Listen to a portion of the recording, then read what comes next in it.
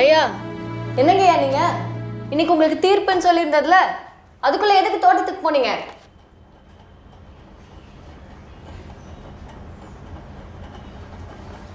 அம்மா, அங்க பயிரெல்லாம் செத்து போச்சுமா. பயிர் செத்து போச்சா? எப்படி செத்து போச்சு?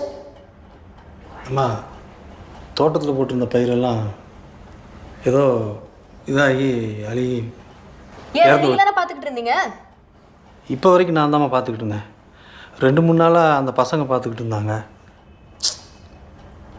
ஒரு மேஜிஸ்ட்ரேட் ஆர்டர் போட்டால் கூட அதெல்லாம் நீங்கள் செய்ய மாட்டீங்கல்ல சார்? 1000 உயிர்னு சொன்னார் அவர். அந்த பயிருக்கெல்லாம் ஒன்றாவது அது நீங்கள் பார்த்துப்பீங்கன்னு நான் சொல்லியிருந்தேன்.